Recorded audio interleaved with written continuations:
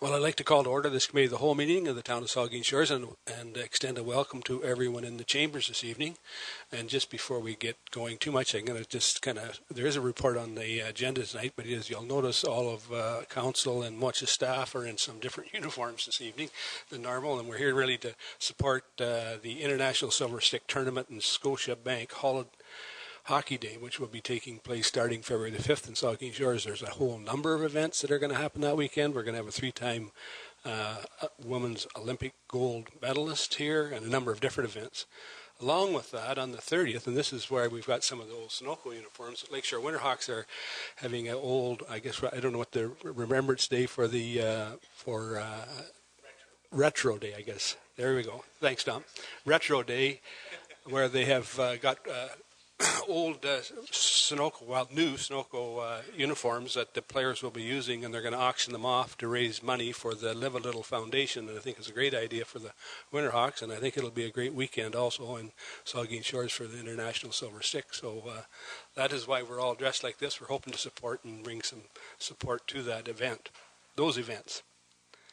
So the next item of business on the agenda is a declaration of pecuniary interest, and I'll remind every member of your responsibility, and you can do so now or when it arises on the agenda if you have one. Nothing. The next item is additions, deletions, or amendments to the agenda, and we have nothing under that. No delegations. So the first item on the item that we need to deal with is the general government. It's a report on municipal officers. It's a general government report. It's a report on development charges background study, and tonight we have Hempson Consulting here. And I think, is anybody can introduce? Sue's going to introduce, and then the consultants will present how we're going to go about doing this update to our development charges bylaw. So go ahead, Sue. Well, you stole most of my thunder, but we'll read it anyway. As part of the 2015 budget, Council approved the preparation of a new development charges background study and bylaw, and in November we awarded that contract to Hempson Consulting. Craig Binning and Jackie Hall are here from Hempson Consulting tonight, and they're going to make a presentation about development charges, outline the process and some of the steps that we will need to take in order to ensure that our study and bylaw are completed prior to the expiry of our existing bylaw in September of 2016. And I believe Craig is going to take it from here. There we go. Thank you, Mayor, members of Council. Excuse me. It's a pleasure to be before you this evening. Just to give you an update on the development charges and a little bit of background to it as well. And as was indicated, my colleague Jacqueline Hall is here with me this evening as well. And we've actually spent this afternoon meeting with your staff and doing some preparation work. And we're also here tomorrow morning with continuing with those dialogues. And I'll touch on that a little bit more as I work through the presentation. As I said, I'm going to give you a little bit of a background about development charges and talk a little bit about the legislation and some of the changes that have recently come into effect. And then I'm going to just highlight what the current charges are here in the municipality and what they're funding currently. And then we're going to talk about the development charge study process. And I want to just touch on a few policy items that we're going to be continuing to examine initially with staff, then with stakeholders, and finally with yourselves. And we'll talk about some next steps moving forward. The town actually currently has two development charge bylaws in place. The most recent one was passed in 2013 and deals with what we refer to as the general services. General services being things like your parks, your recreation, your library, your fire, and your police services. So that was passed in 2013. In 2011, the town updated and passed a bylaw dealing with the engineered services, the roads, the sewer, and the water. Under the Development Charges Act, the maximum life of a development charge bylaw is 5 years. And so the engineered services bylaw is set to expire in September of this year. And so council has decided, and the town has decided, to move forward with an update at this time. And the idea is to consolidate all of the services into one study and into one bylaw to bring it back all in together, which makes a great deal of sense. Just some economies of doing that all together all at once. So for those of you that are new to development charges, both members of council and those in the public that are here this evening, this is the prime fiscal tool made available to Ontario municipalities through provincial legislation that allows municipalities to fund what we refer to as the initial capital costs associated with meeting the increased needs arising from development that occurs within your community.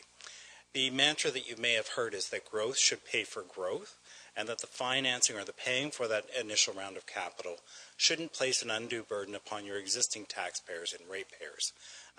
Development charges are widely used across the province and are widely used across the country as well and throughout much of North America. If we think about what are the municipal revenue sources available to fund this kind of infrastructure, I don't think I need to tell anyone around the table here that there's a very few number of revenue-raising tools available to municipalities here in Ontario. So if you choose not to use development charges, or you choose to implement rates lower than what we are calculated, we have to say, well, what is the mechanisms that you can use to fund those capital costs associated with meeting the increased needs from development? And really, we should recognize that we do ask the development community to pay some direct developer contributions, largely for internal roads and internal infrastructure. Development charges and the other capital needs are more about off-site infrastructure needs. And really, if you're not using development charges, it's going to largely fall to your property tax base for the general services and to your utility rates for the water and sewer infrastructure. And recognizing that there's plenty of pressure already on those revenue sources for looking after the operating of your infrastructure and your facilities, and increasingly looking at the asset management requirements of the long-term repair and replacement of those assets. And also, not everything can be funded through development charges, and so you need to look to those revenue sources to fund the non-DC eligible components of the capital works as well. And we'll sort of highlight a few of those things as we move through the presentation. Some of you may be aware that last year the ministry initiated a review of the Development Charges Act, and we were part of that process in terms of the various working groups, sitting with MFOA and AMO at the table and part of the working groups, looking at reviewing the legislation. And I'm just going to highlight a few of the key components to it. One is there's a number of services that are not eligible for funding through development charges, and I'm going to highlight those in a moment. They were currently in the legislation. They are now moved to the regulation. And also transit services, which in my opinion was the main focus of the review. It now can be funded at 100%, and it's allowed to be done on what we refer to as a planned level of service. So it's increasing the scope and the ability of municipalities to fund transit infrastructure. Also an important change is that under the previous legislation, all waste management functions were ineligible for funding through development charges. Now we're able to recover for capital costs associated with waste collection and also anything that is non-landfill and non-incineration. So if you have an organic treatment process or recycling kinds of activities, any of those functions, the capital components, are now eligible for consideration of DC funding. Another important component is that under the new legislation, as part of the background study, we have to incorporate an asset management plan that demonstrates that the assets that are proposed to be funded in full or in part through development charges are financially sustainable over their full life cycle. And I noticed that you're looking at your water financial plan later this evening, and it's a very similar kind of process that we'll be incorporating into the development charge background study. In addition, there's a longer stakeholder consultation process. We need to have the background study available 60 days prior to the passage of the DC bylaw, which is somewhat longer than what it was before. However, in this municipality and many others, we've engaged the stakeholders earlier on in the process anyway, and we're proposing to do that this time as well for the town. And then there are some also additional annual reporting requirements for the treasurer. One of the other important things under the Development Charges Act that's been amended, and I'll note that it came into effect on January 1st of this year. So the new rules and requirements are now into effect and influence the study that we're undertaking. One of the things that the Act says is that municipalities now must give consideration to whether or not it's appropriate to implement what we refer to as area-specific development charges or area rating.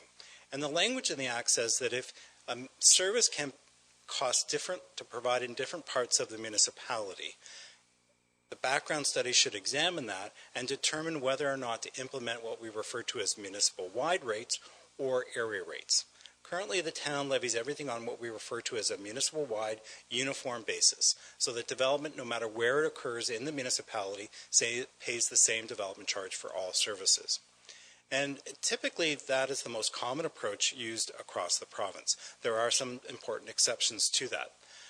As an initial entry into this discussion, I just want to identify that from our perspective, with respect to the general services, and so that's, once again, the parks, the recreation, the library, the general government components, we consider those to be most appropriately funded on a municipal-wide basis, in that those facilities generally are open to access from anybody within the community.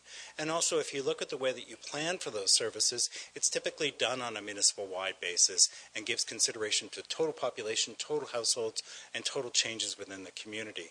And so for that purpose, we typically think that those are most appropriately funded on a municipal-wide uniform basis. When we get into the engineered services, there can be some different considerations.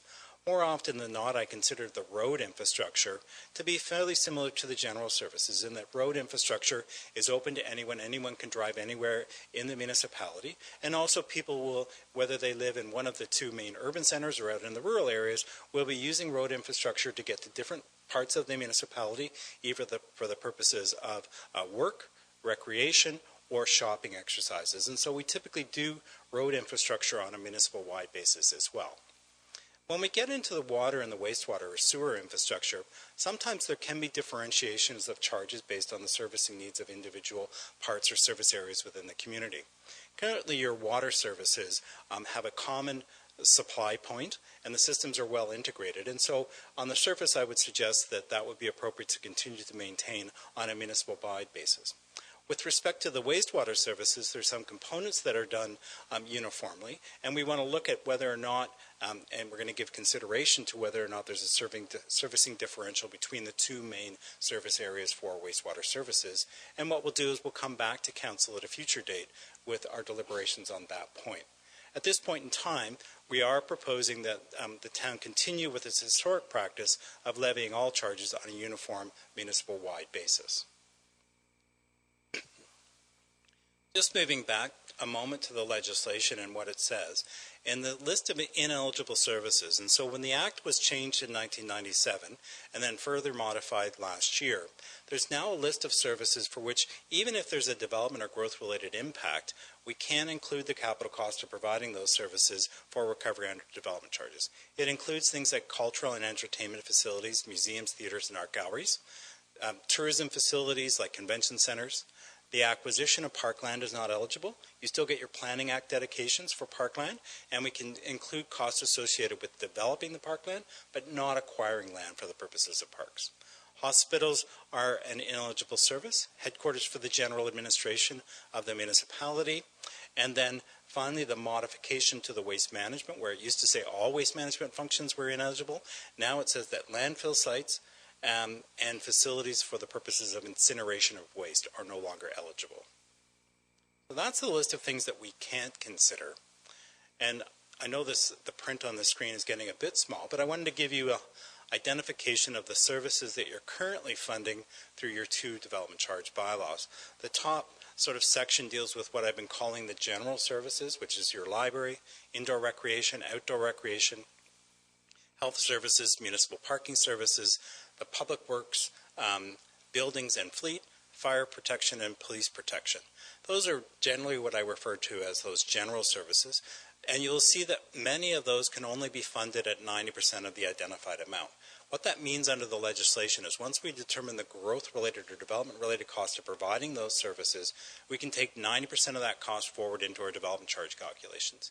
The other 10% will be identified in the background study, and council will be made aware that you have to fund that from some other revenue source. And you can see from the list of that services, it's generally going to fall to your property tax base. For that group of services, we're also restricted to looking at a 10-year planning horizon, so we can only go out 10 years, and we will be looking at 2016 to 2025. With respect to the other services, you'll notice that the engineered services and the protection services of police and fire, we can fund those at 100% of the full development-related cost. And then fire and police services, although technically we could do them on a build-out scenario, we typically look at those out of the 10-year planning horizon as well. With respect to the engineered services, the roads, the water, and sewer, we tend to look at a longer planning horizon, and we're using 2031. the official plan sort of build out time horizons for which you've designated lands and for which your servicing plans for those services are designed around that amount of development. So we match up your planning for the infrastructure with respect to the engineered services and the time horizons and the amount of development. This pie graph I always find helpful when I'm coming back into working with a community, just to give us a snapshot about what the development charges are currently funding within your community. And so as you can see, this is the residential charges, and for the single and semi-detached units, which is the predominant type of built form here in the town, the charge is some $14,799 per unit. Anytime anyone comes in, takes out a permit to build a new single detached unit, they have to pay $14,800 towards development charges. And you'll see from the pie graph that almost 80% of that charge is going to fund the engineered services, the roads, the sewer, and the water, and that the wastewater accounts for about 50% of the cost of the development charges. So that's true hard infrastructure that's required in order to allow land to be developed and allow servicing to continue. You will notice then that for the other types of what I'll call built form, other multiples, which is sort of townhouses and row houses and alike, the charge is $11,000 a unit. And then the apartments, we break it down between small apartments, which are just over $6,000 a unit, and then larger apartments, 2 bedrooms and plus, at $9,550 a unit. And then trailer units have a charge of just over $2,000 a unit. The reason for the differentiation and the charge by that built form is that the other forms, other than single and semi-detached, tend to have lower occupancy patterns, persons per unit living in them, so they place less of a demand on these municipal services, so we attribute a lower share of the capital cost to those types of units. Non-residentially, you will notice that the pie graph is even more focused on the engineered services, with about 82% of the cost going towards those services. The charge is levied on a per square meter of gross floor area basis, and the charge is just shy of $46 a square meter. And you'll notice that we don't attribute any of the recreation park and library components to the non-residential, and we focus it in on the services that are required to meet the non-residential needs. I'm going to talk about some exemptions in a moment, but currently you only levy the charge against commercial uses, and all industrial and institutional uses are exempt. I've also provided in the slide deck some comparison of charges in other jurisdictions. I recognize that not all of them are in close proximity to Saugeen Shores, but I wanted to give you some examples of places not too far away and some that are fairly close. You'll see that the town of the Blue Mountains has some of the highest charges in sort of the general geographic area, and they differentiate their charge based on different water and wastewater servicing costs, which you can appreciate are quite different given the geographic nature of the town of the Blue Mountains. So in Thornbury West, the charge is upwards of $38,000 a unit, and the lowest charge in the town of the Blue Mountains is in Craigleaf at just shy of $24,000 a unit. And then you'll see that Midland and Shelburne and parts of Meaford are in that $18,000 to $20,000 a unit, and your charge at just under $15,000 a unit puts you below those. And then there's other communities within a similar kind of ranges yourselves, including Owen Sound is somewhat lower, a few thousand lower, but Southgate and Amaranth and East Garafraxa have a similar charge. And then there's other places such as Kincardine, which are lower at $7,500 a unit, but they are also initiating a review of their charges at this time as well. And you'll see there's different parts of the bar.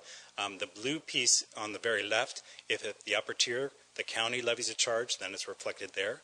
The green piece in the middle is the lower tier of the area municipal charge, and then the purple bit is whether there's area-specific charges, which once again largely relate to the provision of water and wastewater services. Non-residentially, you can see that the chart is not totally dissimilar, whereas yours is sort of more very much in the middle. Some completely exempt all non-residential uses. You only levy against commercial uses. And then you can see that some of the other communities are sharply higher than yours, and some are lower. This next slide provides a very overview schematic of the study process, and I won't go into too much detail, but you can see that what we do, one of the first things we have to do is a development forecast. How much is a municipality going to grow by with respect to residential uses? We look at the number of dwelling units and the population. Non-residentially, we look at the employment growth and the amount of new non-residential space required to accommodate those employees. The next one says calculated 10-year historic service levels. With respect to the general services under the Act, we can't set a charge at a rate greater than the manner in which the municipalities provided the services on average over the last 10 years. It's called the 10-year historic service level cap or limitation. And that's part of what we're doing with your staff today and tomorrow, is getting all the data necessary to calculate those 10-year historic service levels. Then what we're also doing, working with your staff, and we'll come back to council with, is identifying what is the capital cost necessary to meet that increased need of growth out over our planning horizons, and that's the capital program. However, the Act doesn't allow us to fully fund that, as I've indicated. If you're getting any grants or subsidies, those need to be netted off. The 10% discounts on most of the general services. If a project is in part replacing something that was already there, then we have to net the replacement component off. If you've got money in the development charge reserve funds that is yet to be spent, we net it against the projects. And then finally, some projects may be providing benefit to growth beyond our planning horizons. After all of those reductions and discounts are made, we're left with the share of the capital program that we say is related to development over our planning horizons and eligible for funding under the Act. Then we attribute a share of benefit to residential growth, a share to non-residential growth, and we calculate the appropriate development charge rates. And that's really where we're working now with those top three boxes as part of our study process. One of the things I just wanted to raise with you today, and then we'll come back to them at a subsequent meeting, is just talking about some of the policy areas. Under your current bylaw, there's both statutory and non-statutory exemptions from the collection of development charges. Under the Act, really the two main things that are statutorily exempt is any building that you yourselves construct or the county constructs, you cannot levy a charge against either yourself or the county, a development charge. Also, any schools built under the public system you can't levy a charge against them. We've identified hospitals there. They're actually not statutorily exempt from the payment of charges, but virtually everybody exempts them, and you wouldn't sort of charge a hospital a DC, but technically you might be able to. And then there are some other non-statutory exemptions. So places of worship are currently exempt from the payment of charges, non-residential farm buildings for agricultural purposes, and those are two very common exemptions, non-statutory exemptions by virtually all municipalities across the province.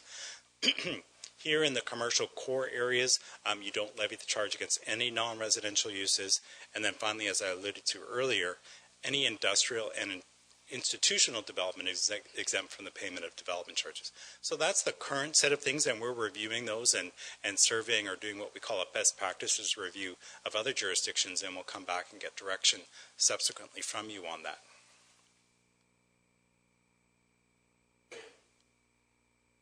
Some of the other areas that we're reviewing as part of the policy item is the development charge rate categories. So how we've distinguished the residential charge by the types of built form. Do we need to modify or change that in any way? There's different types of dwelling units being created these days that have arisen over the last 5 or 10 years, and we want to make sure that we're capturing all of those appropriate. The non-residential charges and how are they structured and calculated, is it appropriate? The non-statutory exemptions, does council want to give consideration to expanding those or changing the scope of any of those? And we'll come back with those. And then incentives for development. A number of municipalities include different types of incentives, not dissimilar to here in your commercial or in your core areas where you exempt non-residential uses, and just whether or not you want to change or expand or modify any of those types of programs as well. And once again, we're going to come back with some best practices survey as what other municipalities are doing in the general area related to that.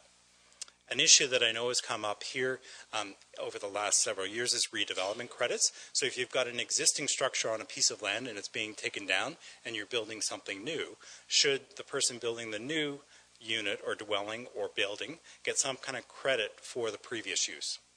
And so we're reviewing the provisions of your bylaw with an effort and to provide greater clarity on how to apply those kinds of rules. Some other policies that may come up is looking at timing and collection of the development charges. When are they paid and in what manner? Phasing in of the charges. If we do look at an increase, and I'm not saying at this point that we're looking at any kind of significant increase, but if it was there, would you want to phase that in? How do the charges get indexed annually for changes in construction cost and alike? So those are some of the policy items that we're looking at, and we look forward to coming back to council at a future date with some initial thoughts and perspectives on those. So just to wrap up my presentation, just to give you a sense of as to where we're at in the study and the next steps. As I indicated, Jacqueline and I have been here today and we're here tomorrow meeting with staff and doing some of those initial data collection tasks on the historic inventories. And we'll continue to do that and refine that. Then what we're looking forward to is having what we'll call a stakeholder consultation, which will be largely with the development industry sometime in March, giving them a sense of where we're going with things in terms of the inventories, the development forecast, the policy areas. And then also coming back to council, right now we're looking at April to come back with preliminary development charge rates and some of those policy issues refined a little bit more for your information and direction. And we're proposing to do another stakeholder consultation shortly after that, at which we would share with them the same information that we've shared with you at that presentation, our next presentation to yourselves. And then the idea is to be in a position to release the background study in April as well, hold a public meeting in May, and then look to have bylaw passage prior to August and prior to the expiry of your current engineered services development charge bylaw. And that's the end of my formal presentation. Thank you very much, Craig. Is any questions or comments from committee? Start with Councillor Dave Mayette. Thank you, Mr. Mayor. And through you, thanks very much for the comprehensive update on your report, and I'm looking forward to hearing what you have to say in April. Going back to the legislative changes that took effect on January the 1st, specifically the allowance for area-specific development, I realize that you're putting this together and you're going to look at best practices and you're going to look at our practices and you're going to come back with some recommendations. But you seemed a little bit dismissive on the concept of area specific for our municipality. Could you expand on that as to what the rationale would be for putting that aside right off the bat? Yes, my apologies if I was being dismissive. I was trying to, based on my experience from working on the last studies, and we did some examination of the differences in some of the cost servicing, and with the exception of the wastewater, which I've already identified, we're going to spend more time working with staff to see whether there is a differentiation significantly between the two communities with respect that received the wastewater servicing, and if there is, then we'll come back to council with what that looks like and look for their direction. With respect to the water services, because of the integration and the common water supply component and the looping of the system, intuitively that seems like it should be done on a municipal-wide basis, but we are going to review that with staff as well. All right, that's a good answer, but I was actually thinking of the third part of the community, which is the rural community that doesn't have a wastewater component whatsoever, that has to put in a septic system and a well as paying the equal development charges. Yes, if I should clarify that development that occurs outside of the municipal servicing areas and doesn't receive municipal water or wastewater services do not pay that component of the charge. Are those specific rural charges laid out? Yes, so they would pay all of the general services plus the roads, but they do not pay the water or the wastewater if they do not receive those municipal services. But in some cases up to 70 or 80% less. That's correct. Okay. Councillor Grayson, we're just going to hear. Actually, I think my first couple of questions may be for our CAO. How long has Saugeen Shores been collecting development charges? Approximately 5 years, if my recollection is correct. Okay. And so through that entire time, the industrial charges have been exempt? Correct. Okay.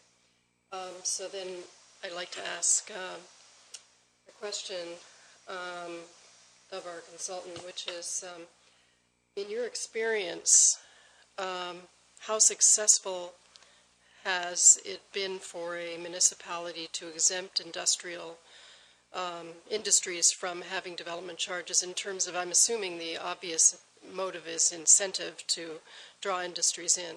Do you have any comment on that? Yes, just through the mayor, if the question is about do the incentives actually result in a positive attraction of industrial activity, with respect to the general literature and review of this, and from my own experience, with respect to the development charges when it comes to residential uses and commercial uses, there would suggest that there's very little correlation between the development charges and whether or not development proceeds. It's such a small component of the overall capital cost.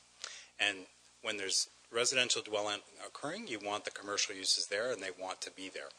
With respect to industrial or employment lands of activity, they can be much choosier about where they locate, because people will drive further for a job in an employment or industrial type of activity than they will to pick up their morning coffee, for example.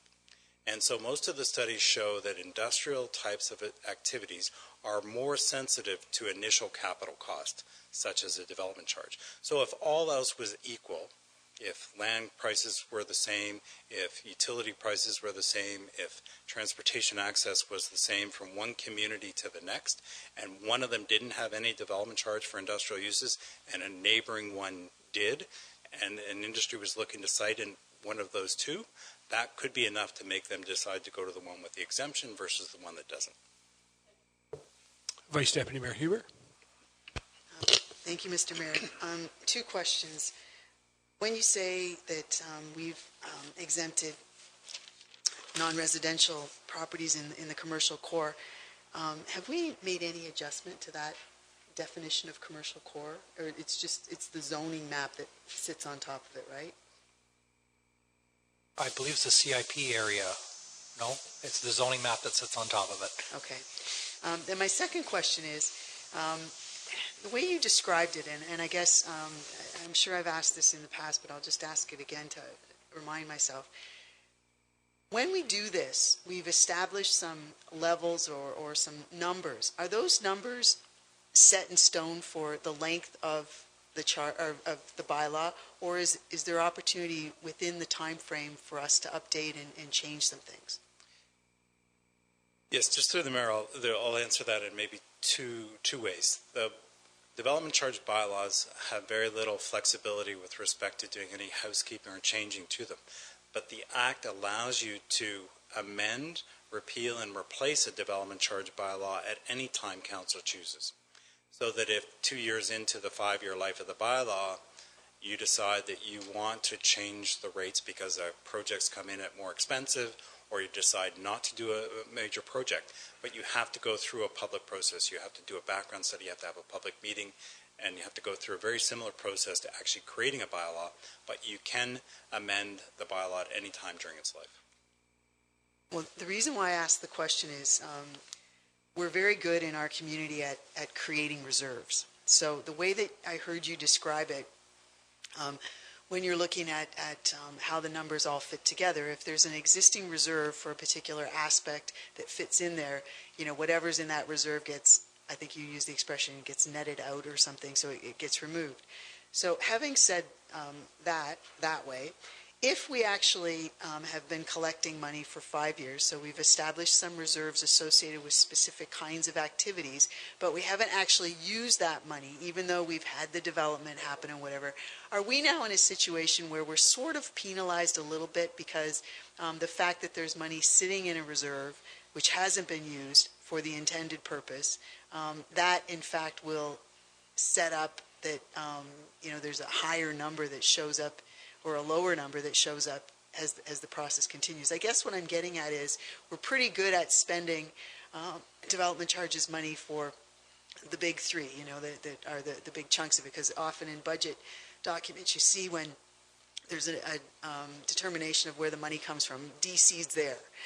I don't see it as common or in fact ever with some of the other line items in our budget, and I guess I'm just asking you, is that something that we should correct? Because we still have a chance right now with our existing budget to maybe do something with the existing development charges reserves in some of those general government areas, which may be advantageous to us for the next cycle. Do you have a comment to that? Yes. I think it's important to recognize that through the calculations, we do need to recognize the monies that have been collected. The thing is that some of the projects in the general service area can be larger projects, like an indoor recreation kind of project, or even some of the larger trail developments on the park side, or an expansion of a library. And it's not so much that it's diminishing the ability to fund the future needs. What we're saying is that you haven't yet expanded the capacity of the facilities to meet the needs of the development that's occurred over the last 5 years. So when you actually undertake the project, it's appropriate to take that development charge money for that share of the project because that development's occurred. It doesn't necessarily directly lower the amount that we can recover through the development charges. Deputy Mayor Charbonneau. Thank you, Mr. Mayor, and thank you for the presentation. It's good to see, and it's something that has been talked about around here for a long time, the addition of waste collection and recycling activities potentially included as an eligible DC charge. I'm wondering, in our situation, both waste collection and recycling are undertaken by independent third parties under contract, and I'm wondering, is there a limitation, or does that restrict our ability to charge development charges to support increased capacity in recycling or in waste collection because of that arrangement? Yes, through the Mayor. The short answer is no, in that the Act allows us to deem a capital cost whether you're incurring it directly or whether you're doing it through lease or through contracting. The reality is that it becomes a more complicated calculation and determination, both in terms of setting the historic inventory, because we have to quantify the amount of capital infrastructure that's being utilized to provide the service under contract. And then also going forward, you effectively have to capitalize a component of the contracting or the lease agreement and therefore transfer the funds that you're collecting towards development towards that. We can do it. It can be done. As I said, it's more complicated, and we're spending part of tomorrow initially looking at that and examining how we will approach it here in the town. And that's going to be a much simpler calculation when it comes to waste collection for us, since we're the only client, and it's in dealing with our area. But when it comes to recycling, our recycling provider is a shared corporation owned by many municipalities throughout the region. It would be interesting, I think, to look at the potential to figure out, because I know that expansion over time, particularly with regard to the recycling component, is going to be necessary, and it would be interesting to look at if there's any potential for us to either cooperate with the other municipalities who own that organization, or through some other arrangement to support that infrastructure improvement through development charges. I suspect it's going to be a fairly complicated thing to do, but it would be interesting to explore as part of this process now that we have that ability, if that's even possible. So I certainly encourage you and our staff to look at our options on that, because that's going to be a major expense that we're going to be facing down the road, and it's probably very respondent to the increasing size of the community. I mean, the more places you have to stop to pick up recycling, every house adds a level of burden to that. So it's a critical thing to look at. Thank you, Mr. Mayor. Councillor Mike Matt. Thank you, Mr. Mayor. Thank you for your presentation, Craig. The 80% hard service allocation and 20% to other services. You no doubt are involved with a good number of other municipalities with fees and fees and charges, or with the development charges bylaw rather. Do you find that 80-20 split with water, wastewater, et cetera, compared to other general services is that kind of the norm in municipalities? Is that around the number? I can recall, I think this plan started in 2005-06, I thought maybe, but I think right at the initial stages it was almost a 50-50 split, and the staff got a hold of it and said, no, this isn't right, and there's going to be a larger percentage go towards, quote, hard services. So is that a number that's kind of out there customary around municipalities around the province? Yes, through the Mayor, it actually is quite a common one. The presentation that I did to the province as part of the review process, and I lecture on this all the time, and I use examples from the GTA, from York Region, and when you look at the total charges, both for an upper and a lower tier, which is common throughout, it's often that the engineered services are 75 to 80% of the development charge. So it's very much the sort of common. The wastewater component at 50% is a little bit different than you might see in other jurisdictions. But the total 80-20 is very common. Okay, so just last question, Mr. Mayor, if I might. In terms of development credits, You talk about the demolition of buildings and replacing with a new structure, and can I lump an aquatic facility into that discussion, where you're you're taking down an old pool facility and replacing with a brand new facility on a totally different site? Am I along the wrong path here, or is development credits for that type of project? Are we strictly talking other components of development charges? Mr. Mayor, maybe I could just ask for a little bit of clarification. Is that the municipality potentially their own facility, removing it and building a new aquatic facility? Yes. So in that case, what we're looking at is, rather than credits, it's saying that was the part that it's a benefit to existing or a replacement share. And so just like in the current study, I believe that what we ended up saying is that if there was going to be a new pool, that 70% of it would be effectively replacing the aquatic facility that is already there and would need to be funded by non-development charge revenue sources. And we considered 30% of the new aquatic facility to be related to development and fundable from DCs. And we're going to review that allocation as part of this study. I'm just going to say, Kramer, last, but the 30% comes from where again, just quickly? 30% we attributed to development charge funding, and 70% was non-development charge, so property taxes or other funding mechanisms. Councillor Rich. Through you, Mr. Mayor. Thanks a lot for your presentation, Craig. So I was listening, and so you're saying that by having no development charges for industrial development, that's an incentive to bring them to our community. Would you agree with that statement? I think that it is one of the things that you can do, that if everything else was equal, that it can be an attractive component of an overall economic development policy around attracting industrial uses. And you are also saying that commercial, you can put development charges on that because they're coming for the residential as well, and so it isn't affected by development charges, correct? That is my opinion and my experience dealing with the studies, is that there isn't the same sensitivity to upfront capital costs, including development charges, for what we call population-related or commercial kinds of non-residential activities. So with residential, you would say that lower development charges would be an incentive to growth? For residential? Yep. I would not make that statement. I don't see the correlation between reducing or removing development charges and an increase in residential development activity. But an increase in development charges would be a disincentive to growth?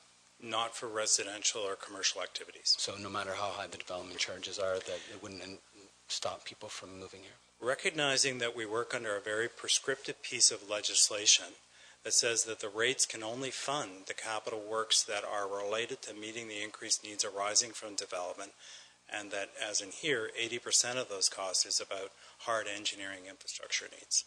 So if you're not undertaking those projects and those works, those lands would not be able to develop. And the experience that I have doesn't show a direct correlation between that.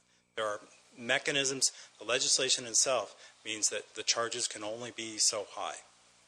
Right. Okay. So when I look at so 37,000 for Blue Mountain and 7,000 Cardin, and where we are sort of in the middle, you're not taking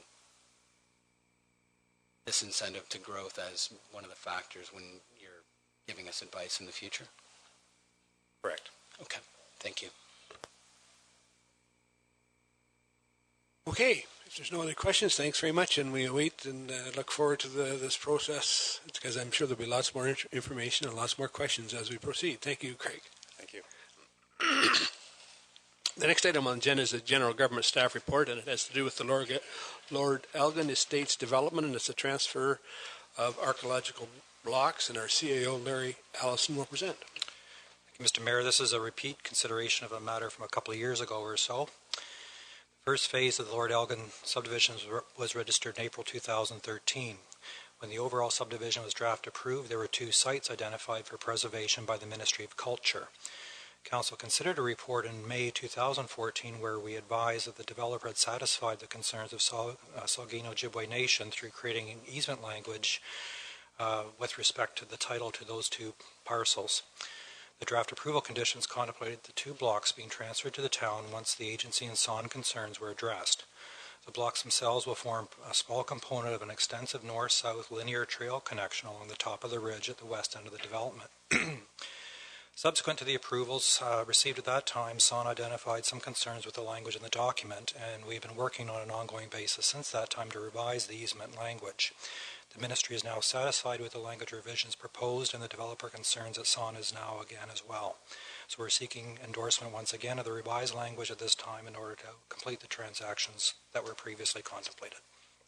Thank you, Larry. Then the recommendation is that the revised easement language related to the future transfer of 2 archaeological significant sites in the Lord Elgin Estates draft plan of subdivision to the town of Saugeen Shores be accepted. Questions, comments? Vice Deputy Mayor Huber. Thank you, Mr. Mayor. Through you to the CAO. These were incredible documents when we saw them a couple of years ago in terms of what was going to be created. When you see the dates at the bottom there that the lands would be in public ownership commencing no later than 2016, 17, and 2021, is there any encouragement for us to start planning for any kind of work we will have to do to create the plans that we saw? Or are all of those pathways and tree plantings, is all of that included in the subdivision agreement? Those obligations are in the subdivision agreement. Councillor Mike Myatt. I just had a quick question through you to the Director of Community Services, Jane. What percentage of the trail development was financed by the developer from, the archaeological site through to the 10th concession? Was it 100%? Did they pay for the entire section of trail? How far does that go? 100%. 100% right from 10th concession south, right to the archaeological site? Correct. That was all done by the developer. Thank you. Okay, no further questions then. All in favor of the recommendation? Opposed, if any? That's carried. The next item on the agenda is the staff report, and it has to do with the full-time staff complement alterations, and again our CAO will present. Thank you, Mr. Mayor. Council received an organizational review update report in late November. Among the items highlighted by the authors were work distribution and service delivery pressures existing throughout the organization. 8 new full-time positions were recommended by the consultants to address these issues in the short term. Additional funding requests for 4 new full-time priority positions were reviewed as part of the budget discussions last week. Initial support was received for moving forward with 2 positions. Based on the additional direction received at the budget meeting, further review of the proposed expansion of the GIS program is currently underway, and consideration of the proposed business manager and community services is deferred. As funding for the 2 priority positions was endorsed on a preliminary basis, staff is bringing forward this report at this time to formally seek approval of the complement changes and the organizational chart adjustments necessary. If endorsed by Council this evening, staff would be in a position to complete the development of detailed job descriptions based on the revised organizational charts and take steps to proceed with recruitment for the vacancies in accordance with the time frame that's been established in the budget documents. Staff wish to point out there's particular pressure in the Community Services Department to have staff in place for early spring. The staff wish to begin to fill the current vacancies there first based on the revisions to the department organizational chart attached. Thank you, Larry. The recommendation is that the full-time staff complement in the Community Services Department be increased by 1 with the addition of a parks manager as shown on the attached organizational chart. That the full-time staff complement in the office of the CAO be decreased by 1 with the addition of a community development officer and the deletion of 2 full-time staff positions related to the Saugeen Shores Business Enterprise Center effective March 31st as shown on the attached organizational chart. Questions or comments? Vice Deputy Mayor Huber. Thank you, Mr. Mayor. I applaud and would jump up and do a happy dance about the parks manager if I wasn't feeling so sick right now, but that's a great step forward. I find the information, though, on the financial impact part a little bit confusing, so I guess I would just like further clarification.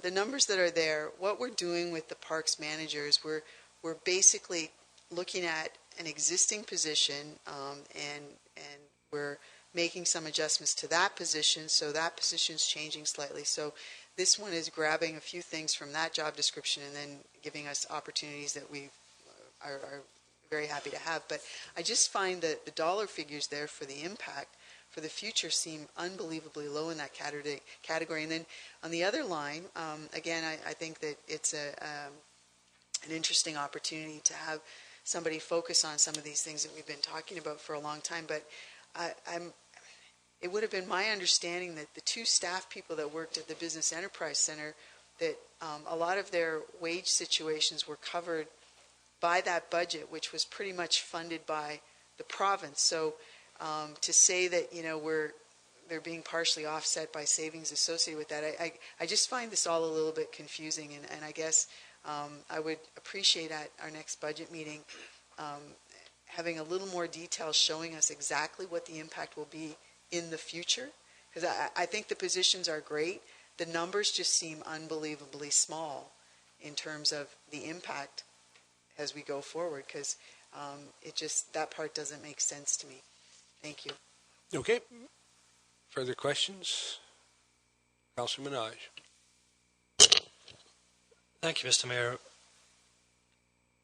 We spend a large amount of taxpayers' money to ask Ward Up to Grove to come in and do an analytical and detailed strategic study of what's really going on with our organization.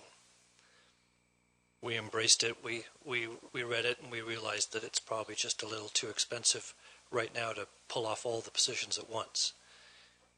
But they had a plan, and they gave us the plan, and now we're changing the plan. I feel like that's a lost opportunity not to keep to the plan guidelines that they provided to us. My second concern is with if we're at least we're going to do this setup for the Director of Community Services. She has a facilities manager to hire, a parks manager to hire or to move into position, and if we gave the business manager, that department would be complete. So it would be complete going forward in the new strategic vision that we have decided to meld and to change from the Ward Up to Grove plan. So it would be like cutting my nose off to spite my face to say no to this, because the Director of Community Services needs the help.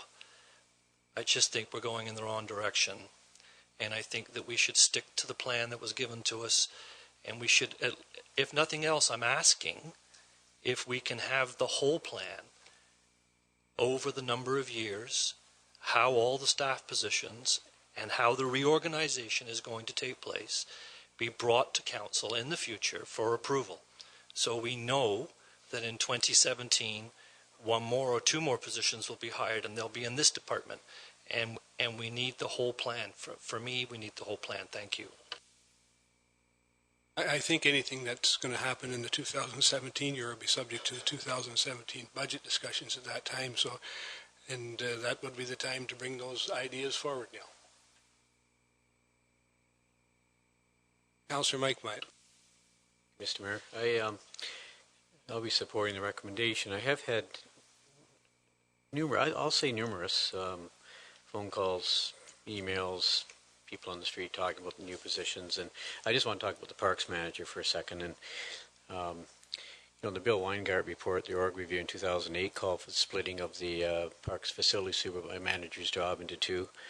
Our consultant just a few months ago recommended again we split that position into two. Since amalgamation, we've added over 15 acres of parkland, close to 20 kilometers of trails since amalgamation, numerous new gardens through our horticulture program. Our park system has very much expanded, and that position became busier and busier and busier, overworked, overloaded. And so to the people listening, and the calls I fielded and again listening this evening, that position was been recommended twice now, and it's our acreage, say in trails and all those areas was green and growing, is really expanded, and it just became too much for one position. And I have absolutely no hesitation at all in supporting that new position, in addition to the second position. So I just wanted to explain that we have really expanded in green infrastructure and positions required. Thank you, Mr. Mayor. Any further comments? If not, all in favor of the recommendation. Opposed, if any, that's carried. So the next item on the agenda is an Environmental Services and Transportation Staff Report, and it has to do with our water financial plan, and I believe our Acting Director of Public Works, Len Perdue, will introduce our presenter from BM Ross. So, Len, go ahead.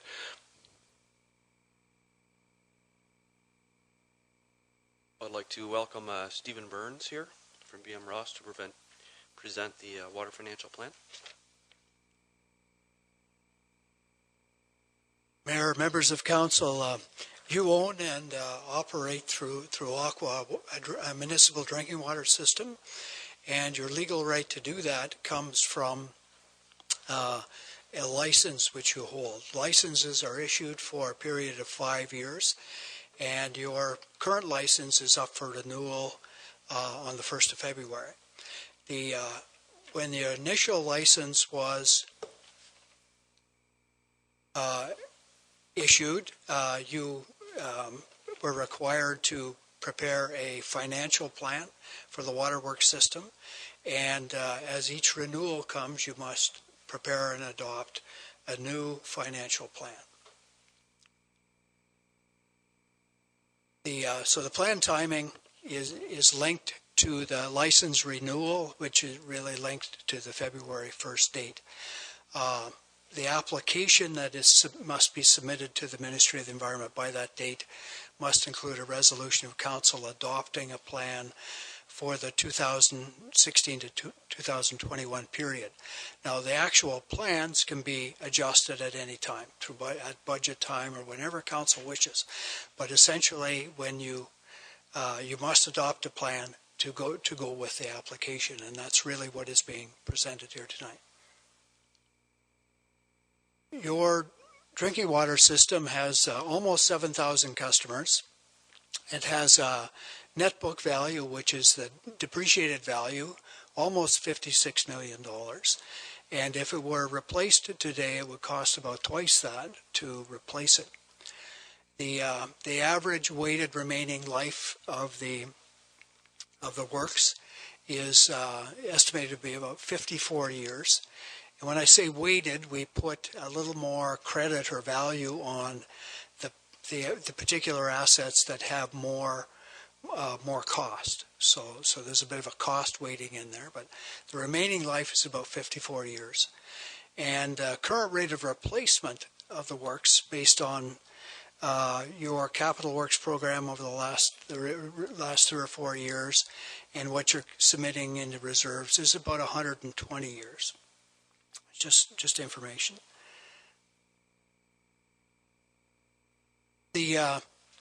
Currently, starting in 2016, your residential water rate has a flat rate component, a little over $200, and then 79 cents a cubic meter as a volumetric rate. So, the non-residential rate is a little higher. You've had recent rate increases of, for the last 3 years, about 4% per year. So the goals of these financial plans are really established by the province. What they started this practice in really 2010. And what I think they're doing is they're trying to force municipalities to have longer-term thinking on their municipal assets than historically what was done in the past. And they're also, as part of this process, encouraging you to have full cost recovery for your assets, whether it's water, wastewater, roads, any hard assets. So what a full cost recovery would include, so that the operating expenses, what it costs to actually produce and treat the water and distribute it, any interest expenses that you would have, and there are interest and debt principal costs here in Saugeen Shores. There's the depreciation component is part of the full cost. And there's inflation. If you just recovered the depreciation component,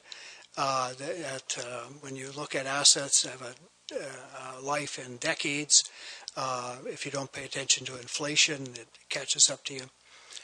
Historically, most municipalities, almost every municipality did not have water rates that would build reserves to look after replacement costs. And so there's almost always a historic underinvestment in replacement.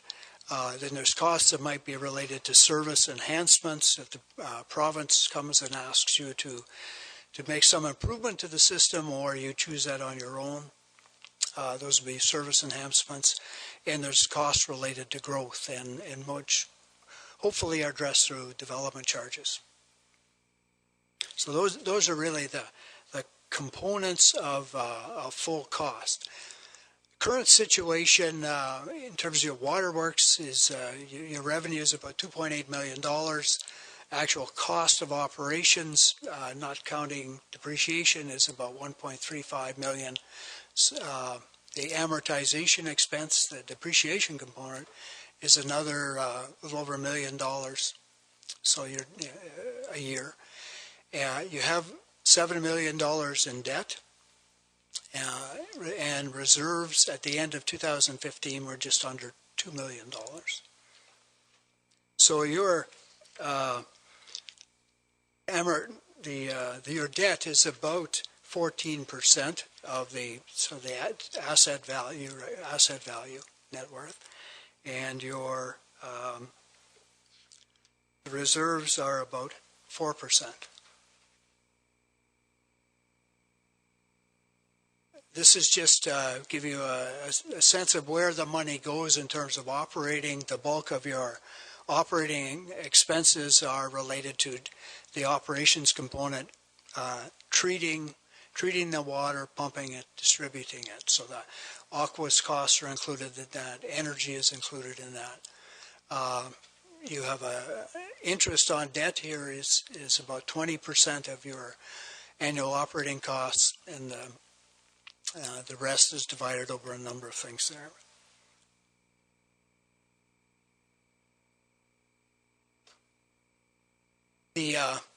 Included in this financial plan is some planned capital works.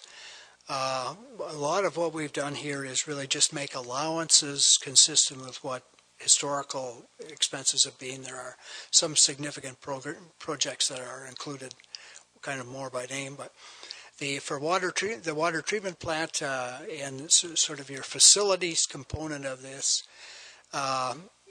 we estimated that you would spend $150,000 to $300,000 a year, and each year, the 6 years of the plan, there's different allowances made, but that's the range. Hydrant replacements, typically you spend about $30,000 a year.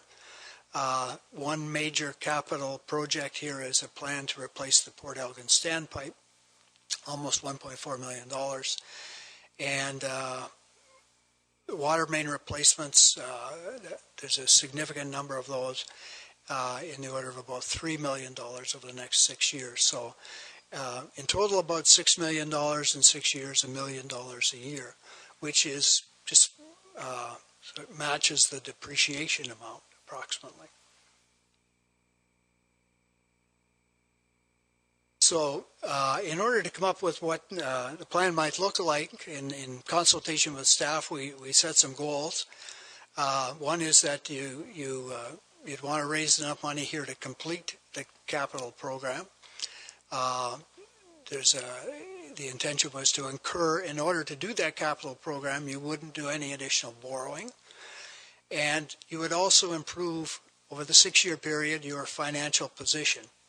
Financial position is sort of net worth. It's the value of your assets and your reserves. So the present financial position is the order of $50 million, and you would want to improve that over the life of the plan. And in order to meet those goals, we established that you would need about a 5% per year annual increase in your current water rate starting in 2017. The increase, 2016 rates, I believe, have been set. So over the life of the plan, like from now, the end of this year until 2021, it's about a 27% increase. And with that increase, what will happen is your financial position, net worth, will increase from about 50.4 million to a little over 52 million. It's about 3.4%. You'll have a positive cash balance in each year of the plan. Like you won't have to borrow externally or internally if things go according to plan. And at the end of the period, you will have reserves of about 1.14 million, which is less than the current reserves, but still a reserve in excess of $1 million. Questions? Thank you very much. Questions? I'll start. I think Neil has hand up first. Councillor Minaj. Curious to ask then if the completion of the Port Elgin water standpipe in the next 5 years or until 2021 is that you said don't borrow and pay for everything. Is that included in that 5% increase per year? That's correct. So it would be fully financed by ourselves, no expectation of outside funding within that 5% increase. That's correct. Thank you. That's what the plan is developed on. Vice Deputy Hubert, then I'll get to Councillor. Okay, I have a couple of questions. In the staff report that goes along with this, so I don't know if this might be a Dave Burnside question, the table that's the summary of water storage facilities, I just wouldn't mind some clarification. There's an indication that the Southampton water tower that almost half of it is of the capacity is available only by pumping. The Port Elgin one, the numbers just are, my eyes are just seeing them differently. I'm just curious because you're saying the capacity is 340 squared, and then there seems to be a big number that's too low to be effective without pumping. Can you just explain the 340 squared to me in a different way so it kind of matches up with the other numbers? In both of our water towers now, we just use the top part of it for pressure to get the highest parts of the community. What we have in the Port Elgin area is a reservoir that pumps into the tower as well as distribution. So the Southampton is totally contingent on the height of the tower plus a little bit of freeboard and volume from the water treatment plant. But Port Elgin is primarily fed from the reservoir, which is 1 million gallons in reserve at any time to pump into distribution or pump to get the water up to the level. Okay. Then a follow-up question related to the Southampton water tower. I didn't see anywhere in here, and maybe I just missed it, but I remember at a meeting, I don't know if it was last year or 2 years ago, and I believe it was Stuart, made a comment about the advantages to moving the Southampton water tower to higher ground to help with gravity and all that kind of good stuff. That's not even mentioned in here at all. Is that something that is just it's far enough out that we're okay? It might show up in the next plan. That's just something we've looked at in the sewer and water master plan to say it would be better to try to get the higher areas in Southampton with a little higher pressure, or maybe match the two communities. But Southampton isn't planned to be moved or rehabilitated within this study period. But we are looking for long-range plans that, if an opportunity exists to get some property or look at other avenues, we will look at putting the water tower at a higher elevation and not as high of a tower. Okay, and my third comment, relating to the debt that we have, we've got the debt out for quite a distance, and we're paying almost 4.75% interest. Is there any opportunity to do anything that escalates the repayment, or are we kind of locked into whatever we set up at a certain time? Do we have any opportunities to take advantage of lower interest rates at all to pay something off a little quicker? I just don't know how that works. Do you want to try that, Sue? I don't know of any off the top of my head, but it's certainly something we could look into and see if there's any opportunities there. Both those loans are with CMHC, so it would just be dealing with one organization to see if there's anything we could do. Councillor Grace? Thank you, Mr. Mayor. I have a couple of questions. One is just a clarification. The Port Elgin standpipe replacement, that includes the water tower? Sorry, that is the water tower. That is the water tower. Terminology is a little different. Okay. It's actually a standpipe, but most Okay. people call it a water Thank you. tower. Sorry.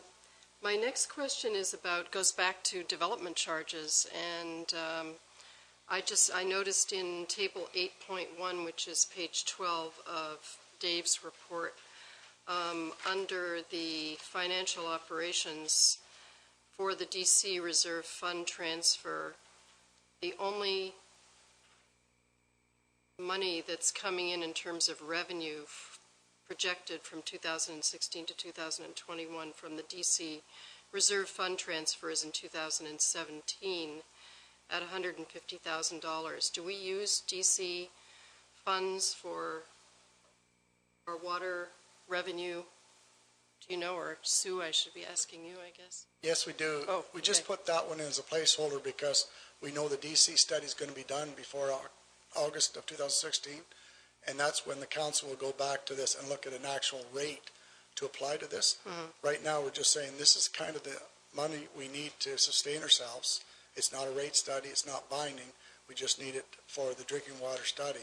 The DCs in this rate here is just kind of the increased revenue we need. It's not saying we need to go 5% from the rate payers. We need that amount from different sources, and DC is just one of them. Funding, upper tier funding would be another one. So that was the biggest project. We could say, okay, that's maybe what we get from DCs, but we'll know that better when we crunch the numbers with Hampson and see what the actual is, and whatever other DC eligible projects are in the water budget to decrease the amount, the burden on the ratepayers for the water rates. Thank you. Deputy Mayor Charbonneau. Thank you, Mr. Mayor, and thanks for the presentation. Maybe this question is best directed to Dave. I mean, this sort of came on us fairly quickly in terms of the knowledge that we needed to submit this plan along with the application here at the 1st of February, and so we put this plan was put together in fairly short order. Can I take that to mean that this plan as it exists, the work in it at least, maybe not in the detail, maybe not in the way it's formatted at this point, we already had it in hand? I mean, this is a plan that we already had on the books somewhere, and we've reformatted it for this purpose? No, not really. We tried to match the status quo that council has approved in the past and not try to go very much higher or lower. So that's kind of the mindset that we asked BM Ross to look at. But we had a lot of information from years ago, and we've got the capital budgets. The only thing is it's a kind of a poor time to do something like this because we're just at year end. We don't have the 2016 capital approved, so we're kind of got placeholders in a few areas. So the detailed information, though, that between now and 2021 is newly generated, then we've put all that together over that period of time? Yes, every council or every budget session will have better information. We've got another year advanced and more knowledge of the system. It's up to council every year to say, okay, this is the basis, but councils can say, okay, this is what we're going to do in any calendar year for the budget process. So this isn't a binding document. It's trying to get a long-range plan of, okay, that makes sense, and then it's up to council to approve the projects or approve any future rate increase through the fees and charges. So the numbers are subject to change? Absolutely. Thank you, Mr. Mayor. Councillor Mike Wyatt. Thank you, Mr. Mayor. Mine was regarding the table 3.2, the waterworks related debt. And, you know, I think if we look back to 2006-7, you're looking at 4.72, 4.74, 20-year debenture payments, you know, due in 2026 and 27. And over that period of time, there'll be $8 to $10 million in payments made. The question I have is I mean, I know my son just got a 5-year mortgage for 2.6%, and it's a great rate. We're 4.7, 4.7, 4.8. I'm wondering, Mr. Mayor, if it would be worthwhile through you to the CAO Treasurer, if it's worth at least a look at to see if, you know, what kind of penalties we would incur by trying to get out of that CMHC financing. I have no idea what that debt would be, that penalty would be. But if you're looking at a 2.5, 2.6 rate versus 4.7, we're paying $10 million over the next 10, 12 years. Again, I don't know what the penalty would be, but would it be worth a look to see if that would be a possibility? Because it could be $1 million, $2 million in savings, even after the penalty we would have to pay. But I have to defer that to CAO and Treasurer, and I'm just wondering if it's worth a look. Go ahead, Sue. We will look. Okay. No further questions.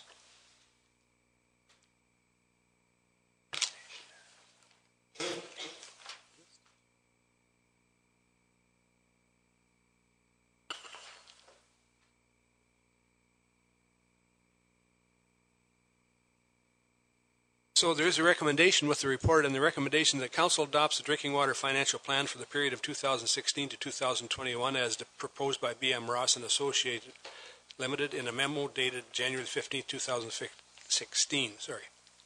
Any further discussion? All in favor? Opposed, if any, that's carried. The next item on the agenda is we have two planning and development staff reports. The first one is a temporary use agreement for Tucker, and I believe our CAO will present the report. Thank you, Mr. Mayor. Mr. Toby's ill this evening, so between Jay and I, hopefully we can answer any questions. The first report is a relative housekeeping matter, and the owners of the property in question propose to construct a new dwelling on the property. They'd like to keep the existing dwelling while the new one is being constructed, and we don't permit that pursuant to the terms of the zoning bylaw, so they've applied for a temporary use zoning, and there's a proposed agreement attached that would provide for securities to ensure that the existing dwelling is removed once the new building is constructed. Thank you. Then the recommendation is that Council pass a bylaw to authorize a temporary use agreement with Michael and Jessica Tucker to permit an existing dwelling to remain while a new dwelling is being constructed on 181 Concession 14, former Township of Saugeen, now in the Town of Saugeen Shores. Questions, comments? All in favor? That's carried. The next item is a staff report, and it has to do with the assumption of works on Plan 3M224 Hazelwood Subdivision, and again, Larry's going to present. Thank you, Mr. Mayor. The developers entered into a subdivision agreement with the town to develop the lands that were shown in the attached drawing. The agreement authorized the developer to construct and install the works required for subdivision of 12 single detached dwellings and 7 townhouse dwelling units. While allowing the developer to construct the subdivision, the agreement also required the developer to maintain all the constructed works and ensure the lots were developed in accordance with the town's requirements. As per the terms of the agreement, the developer has provided the appropriate documentation to demonstrate that all the works have been constructed, maintained, and repaired. The town has reviewed their submission and recommend that the subdivision works may be assumed by the town, provided the town retain for 1 year sufficient securities to allow the repair of a trail linkage between the development and the rail trail. Thank you, Larry. Then the recommendation is that Council consider a bylaw to assume all works within Plan of Subdivision 3M224. Questions? Vice Deputy Mayor Huber. Just for clarification, when you look at the map that's attached, Block 21 and Block 22 on the map, are those the two blocks that were or are being transferred to the town? I believe they are in public ownership, yes. No further questions, and all in favor of the recommendation? Opposed, if any? That's carried. The next item on the agenda is communications petitions for committee of the whole information. There's 11 items there, and if anybody has any... Sorry, I missed one? Sorry. I'm in a hurry here. Sorry, Gene. The next item then is a Community Services Parks and Recreation staff report, and it has to do with the Bruce County Playhouse and Performing Arts Agreement. I know there's some people in the audience. That's all right. Thank you. The Bruce County Playhouse and the Performing Arts of Saugeen Shores companies have been performing at various venues within Saugeen Shores for over a year. The companies have a common goal to have a venue that they can consider their permanent home. The continuity of a home theater eliminates the need to remove stage equipment after every performance, which consumes valuable volunteer time and can make it difficult for marketing of productions. The groups are looking for space to house numerous performances in 2016 and commencing March 26 until August the 31st. Volunteer members of the companies have toured the Southampton Town Hall Auditorium and feel that this venue would be ideal for their needs. The companies have also met with existing tenants of the Southampton Town Hall, including the Southampton BIA, Arts Society, and Visitor Information Center. All groups are embracing the idea of having a semi-permanent group operating out of the auditorium and are enthusiastic to having increased usage of the building. The attached agreement indicates the desired span of time that would be required for a successful season, and it is proposed that this one-year agreement be reviewed at the end of the term. In order to be able to provide a professional performance, the Southampton Town Hall requires infrastructure that would be solely utilized by the companies. These items include lighting, sound systems, ladder, and blackout curtains for the windows. These enhancements will not deter from any of the historical architectural significance of the building and will enhance the experience that the audience will receive. The cost of these additions could potentially be upwards of $16,000, and the prospective tenants have set an ambitious target for a fundraising campaign. And I've indicated the financial impact as approved through the Fees and Charges 2006 bylaw. Thank you, Jane. Then the recommendation is that Council considers a bylaw to authorize an agreement with the Bruce County Playhouse and Performing Arts of Saugeen Shores companies to operate performing arts at the Southampton Town Hall for the 2016 summer season. Questions, comments? Vice Deputy Mayor Huber. Thank you, Mr. Mayor. Through you to the Director of Community Services, I'm not entirely clear on what the agreement is. Is this precluding any other rentals of the facility? So, you know, when you've got a big block of time there, is this going to stop anybody else from renting the facility? No, it isn't. It's definitely unique to any agreement we've had with the Southampton Town Hall before, and based on the dates when the groups can book between. We're cognizant of some other potential tenants or bookings that come to this facility, such as brides wanting to book weddings, and we realize that a majority of those bookings are done out fairly well in advance, that we can negotiate those dates with the group in hand that we're talking about, the tenants of performing arts. So then basically what the agreement is just doing is it's just enabling, quite frankly, some storage so that things don't have to be removed.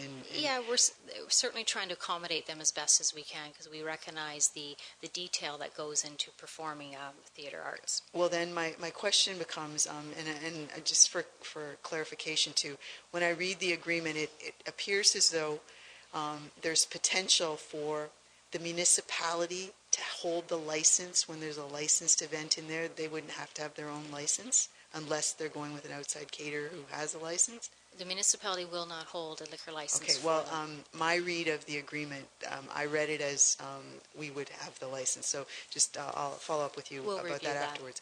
What I'm curious about, though, is, you know, it's an energy in that building that, you know, as we put that sign up that says it's the Arts Center, let's make the arts happen in it. I'm just curious to know, beyond the storage potential and the very slight subsidy that would be there on performance nights when we're saying that there has to be a person hired and we'll subsidize their wages, you know, minimum wage, half of that rate, we're not really giving them any deal here.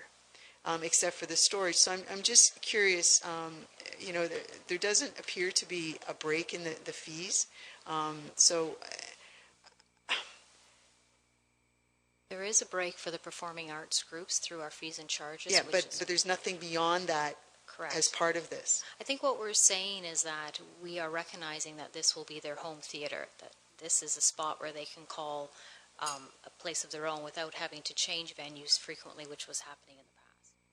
Well, I would encourage, as we do this, because I'll assume it'll pass, that we actually pay very careful attention to the actual cost for us to you know, keep the building open during the summer, so that we can have the potential, because, you know, we've just recently had minor hockey and the skating club in here, and, you know, asking questions about the rental rates that they charge, and of course, you know, there is a significant subsidy there when you take into account the actual dollar subsidy and then the operating costs for those arena facilities that are not are above and beyond the expenses and revenues. So there's a significant sort of contribution or influx of assistance from the town. I don't see that here yet. I would also like to very specifically suggest that it be made very clear that the Heritage Committee takes very seriously their responsibility associated with that designated building. And I appreciate your comment that none of the enhancements will deter from any of the historical architectural significance of the building.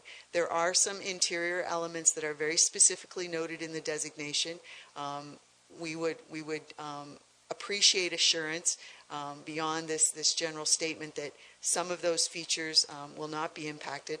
I'd also like to very specifically note that the Heritage Committee is very, very interested in the exterior of the building, so that it be made very known that any kind of signage the Heritage Committee expects to be consulted, and that we are very much against anything being attached to the building, inside or out, because we're just very much in favor of getting signage off the building. So that sets up other possibilities, but we do not want to see, and we don't want to have another sign attached to the building.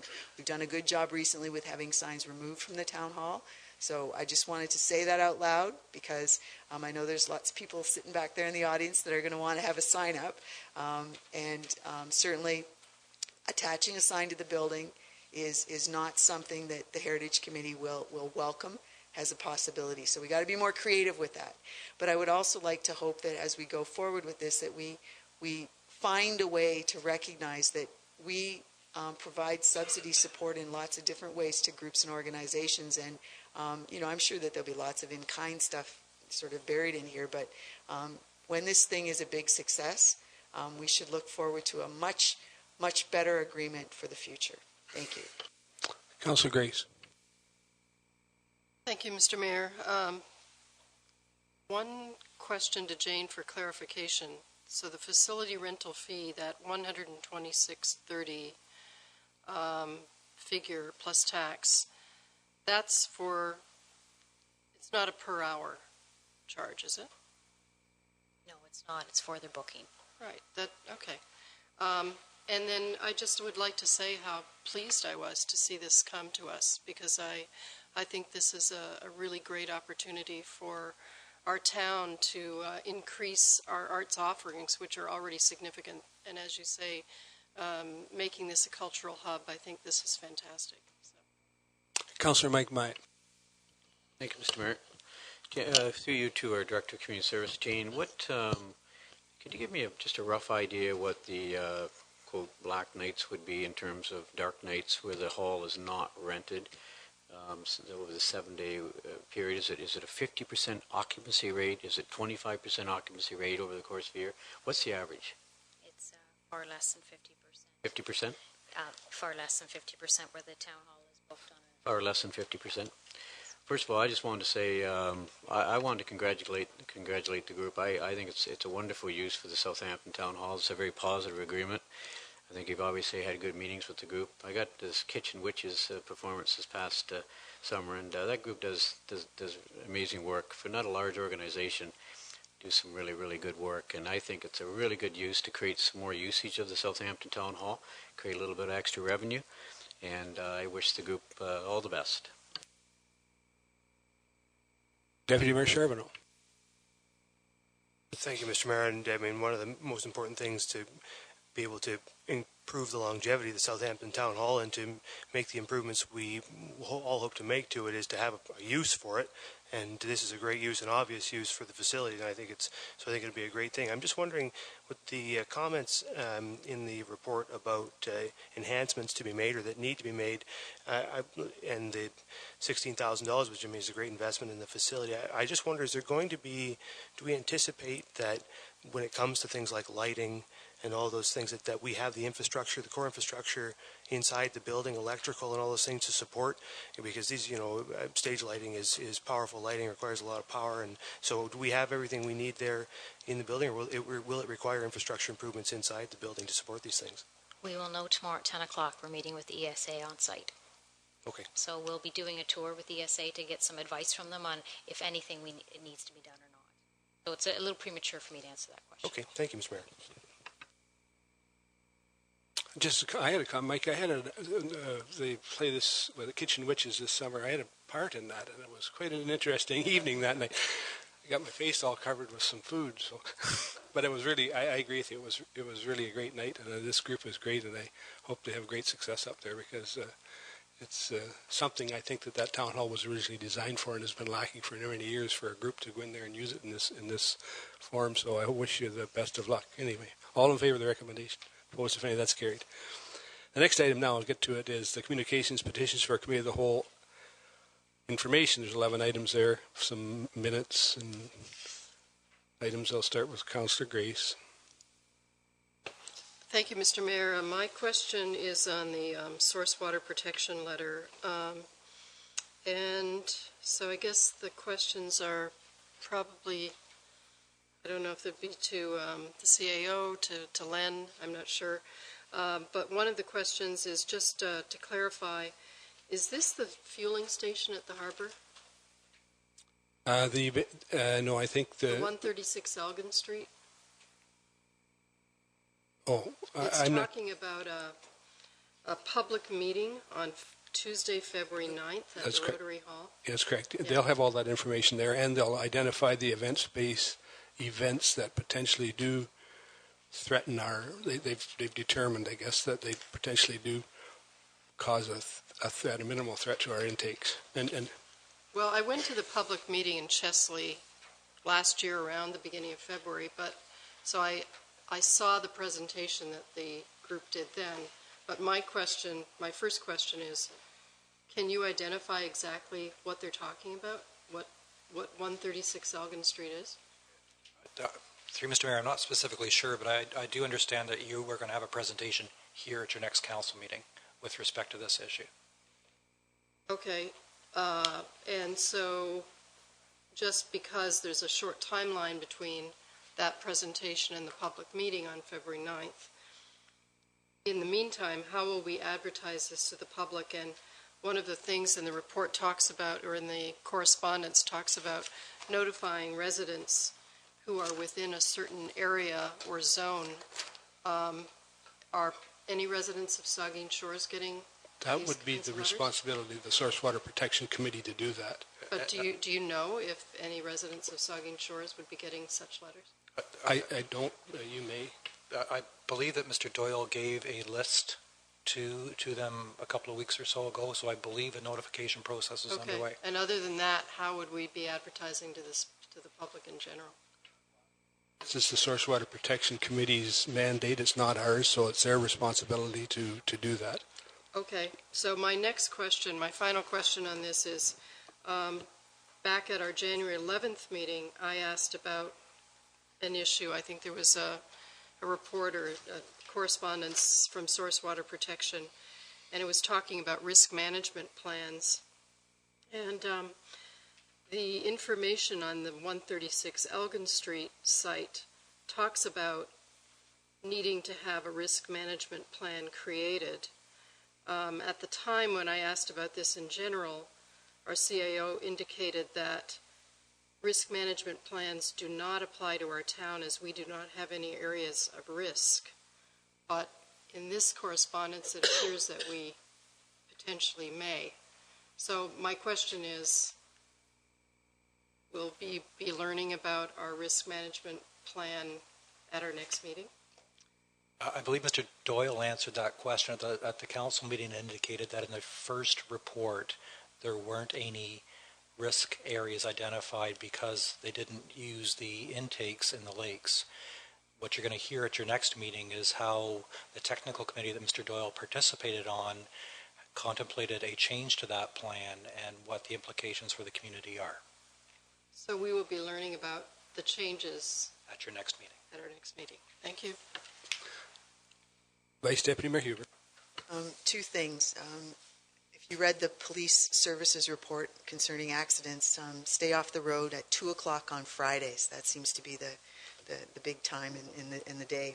I did want to comment, though, there's a letter in here from the Hospital Foundation, and it doesn't come right out and say that they've met their goal, but it sort of suggests that they have, so it's a good news story, and I'm sure that We'll do our best to try and get our nice little swooshy logo up there on the wall too, but it's good to see that they're now at the point where they're considering the donor boards going up in both locations, and they're planning, as it says in the letter, the expansion project in Southampton will begin construction in late spring of this year, which is just a couple months away, so that's a good news story. Deputy Mayor Charbonneau. Thank you, Mr. Mayor. I just wanted to provide a little further clarification on the drinking water source protection issue. In my capacity as Chairman of the Conservation Authority, I'm also Chairman of the Source Protection Authority, and actually, for the time being at least, Chairman of the Management Committee for Drinking Water Source Protection.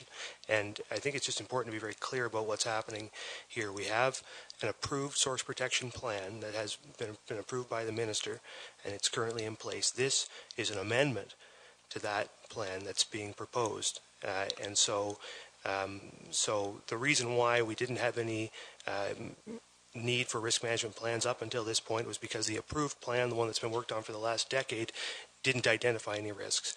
Now there's a new movement afoot. It's not necessarily exactly new, but an attempt because that grew out of the fact that there was some concern about the way this events-based business was approached. It was deferred until after the plan was approved and approached as an amendment.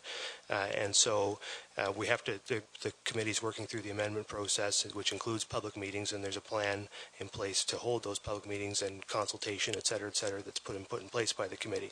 So I think it's just very important to be clear. And it's also important to be clear that in addition to being a property owner involved in this, the municipality is also going to be a decision-making body with regard to whether or not the plan, the amendment, is approved and sent to the minister.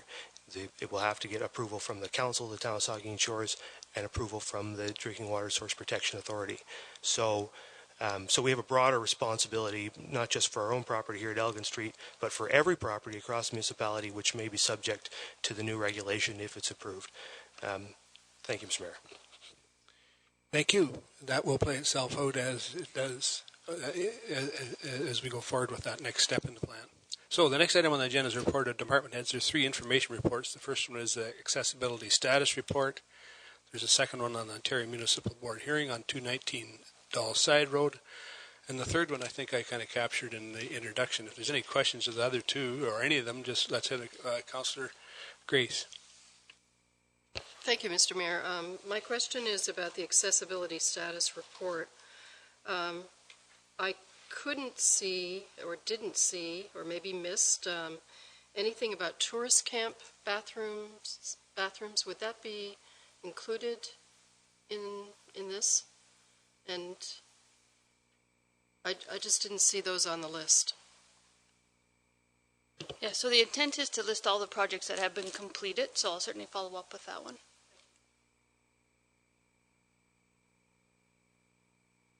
Any further questions? If not, then a motion to adjourn. Councillor Madison and the Deputy Mayor, all in favor, will adjourn for 10 minutes, so we'll reconvene at 9:15.